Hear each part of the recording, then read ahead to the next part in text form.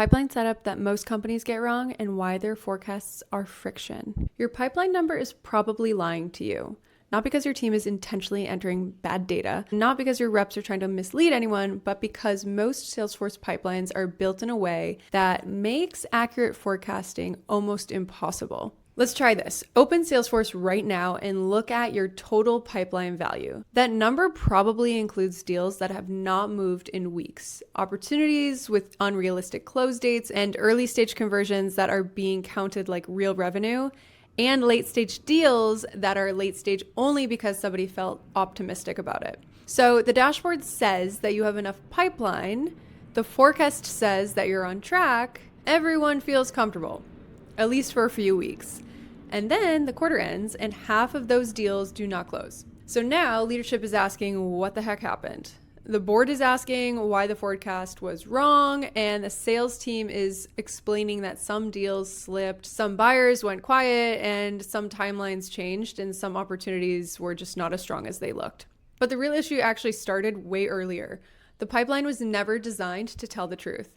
In this video, I'm going to show you the pipeline setup that most companies get wrong. I'm also going to show you what makes forecasts feel like friction and how to rebuild your Salesforce pipeline so that the numbers actually mean something. Quick context, my name is Olivia and I run a CRM consultancy for B2B companies with complex Salesforce environments. My team and I have worked across industries like manufacturing, financial services, logistics, nonprofits, healthcare, and professional services, etc. We help teams turn Salesforce into a system that supports cleaner pipeline management and better forecasting and clearer revenue visibility. And one of the biggest patterns that I see is companies think that they have a forecasting problem, but what they really have is a pipeline design problem. So let's fix the design. Number one, your stages are too subjective. The first thing that breaks most pipelines is vague stage definitions. Most companies have stages that sound reasonable: prospecting, qualification, discovery, proposal, negotiation, verbal commit, closed won, closed lost. The names are not the problem. The problem is that every rep interprets them differently. Take negotiation, for example. One rep moves a deal to negotiation as soon as pricing is sent. Maybe another rep only uses negotiation when the buyer is actively pushing back on price or on terms. Another rep uses negotiation when the buyer verbally says yes, but the contract has not been signed yet. Same stage, 3 different meanings. So when leadership looks at Salesforce and sees 5 deals in negotiation, they assume that those deals are all in a similar place, but they are not. Not even a little bit. Some are close to signing, some are still being evaluated, some are just hopeful. That is how a pipeline turns into friction. The report looks clean, but the underlying data is so subjective. The fix here is to define clear entry criteria for each stage. A deal should not move forward because a rep feels good about it. It should move forward because something observable happened. Discovery means the discovery call happened and the business problem was documented. Proposal means a proposal actually was sent to the buyer, and negotiation means the buyer responded with questions, objections, or requested changes. Verbal commit means that the buyer clearly said that they wanted to move forward. This all sounds so simple, but it changes everything. Now a stage is not just a feeling. It is evidence. And once stages are based on evidence, pipeline reviews become so much more useful. Instead of asking, do you think that this will close? Managers can ask, what evidence do we have that this deal belongs in this stage? That is a much cleaner conversation.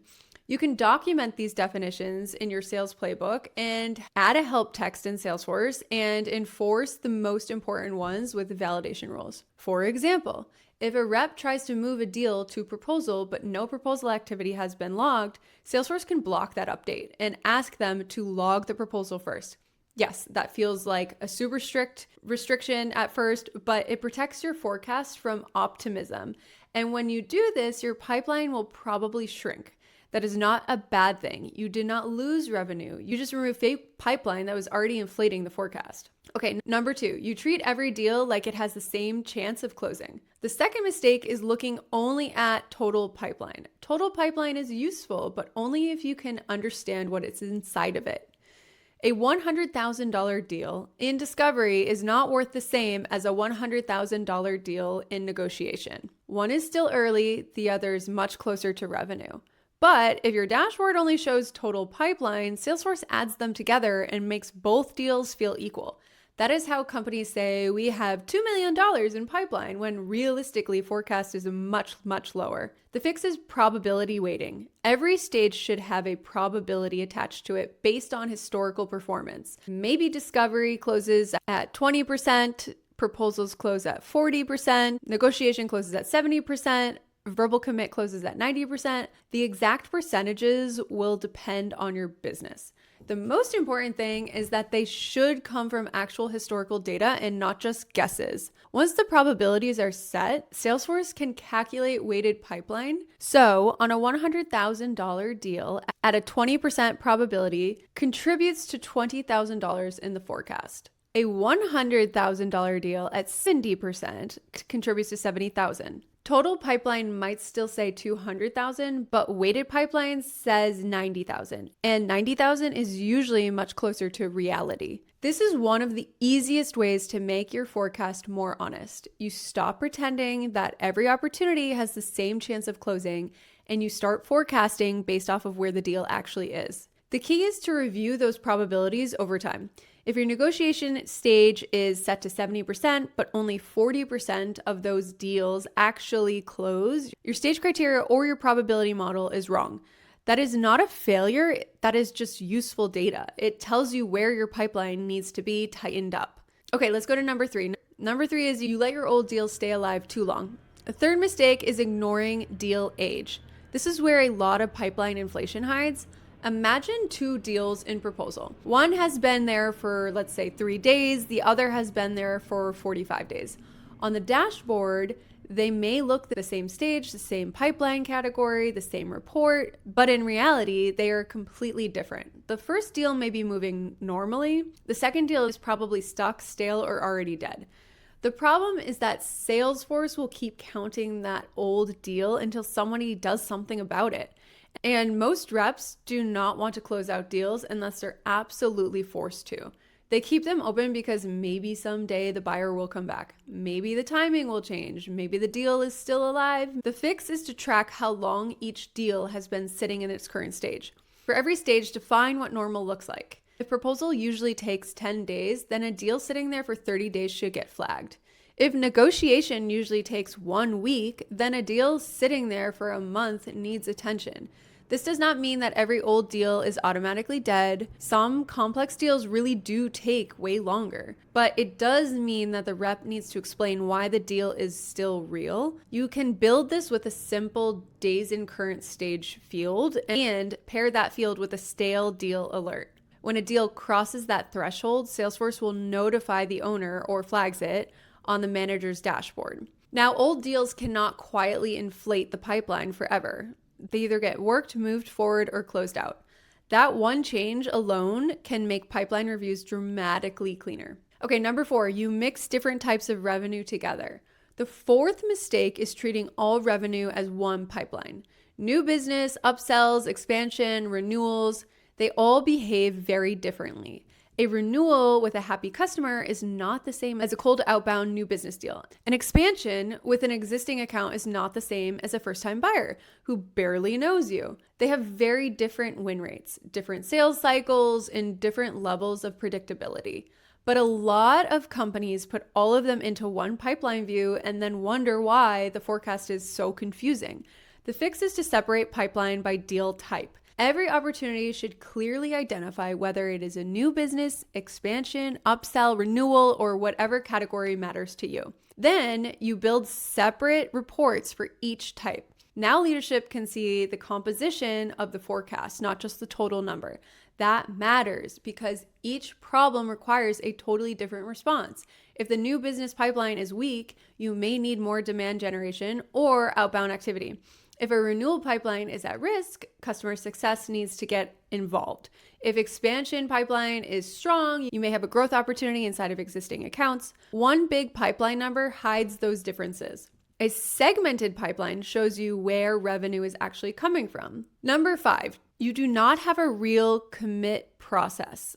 The fifth mistake is confusing pipeline without commit.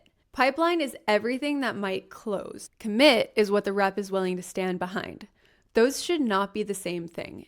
In many companies, reps move deals through stages and managers try to guess what will actually close. But there's no formal moment where the rep says, I am committing this deal to the quarter. So the forecast becomes a blend of hope, pressure, interpretation. The fix here is to use forecast categories. Keep it super simple. Pipeline, best case, commit, and closed. Pipeline means that the deal is active but uncertain. Best case means it could be closed this period if things go really well. Commit means that the rep is confident enough to include it in the number.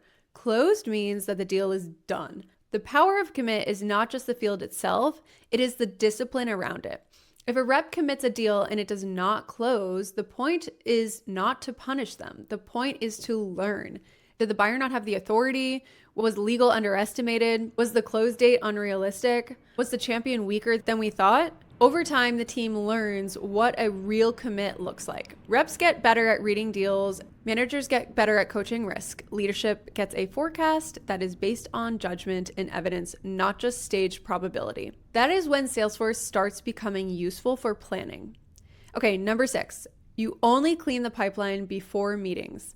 The 6th mistake is treating pipeline hygiene like a weekly emergency. This is why the number swings so dramatically.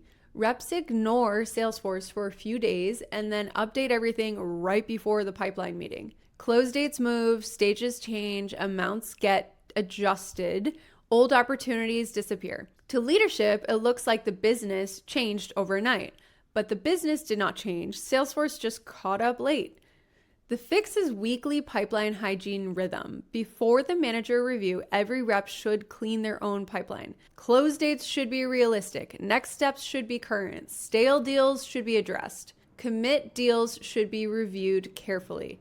Then the pipeline meeting can focus on strategy instead of basic data cleanup. Managers should not spend the meeting asking, is this deal still real? They should spend it asking, how do we move this deal forward? This is a very different meeting.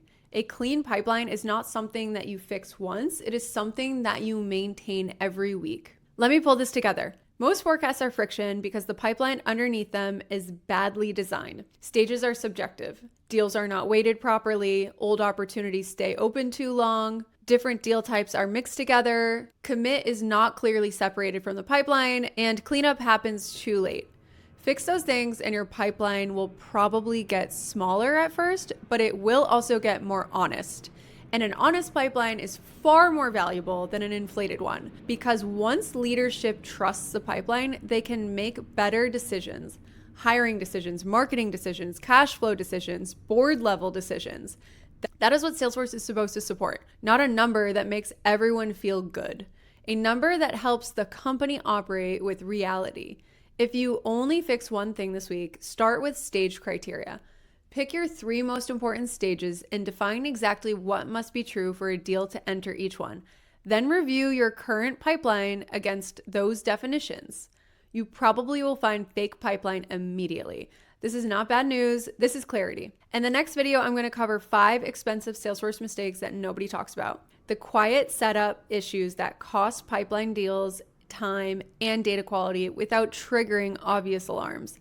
And if you want the complete system for building this properly, I cover it inside of my Salesforce Revenue Optimization Program. Inside of the program, I'll walk you through the same CRM optimization process I use with B2B companies that need Salesforce to support complex sales, operations, reporting, and revenue workflows. That includes pipeline architecture, stage criteria, forecasting, dashboards, automations, lead management, reporting, and data quality systems. It is designed for teams that know that Salesforce should be giving them clearer revenue visibility, but do not want to spend months figuring everything out from scratch or hire an expensive consulting firm. You can find it at start.freethinkersconsulting.com. The link is also in the description.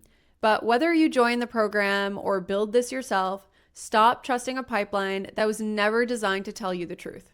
Fix the setup, make the number honest, and then forecast from reality. Okay, that's it. I'll see you on the next one.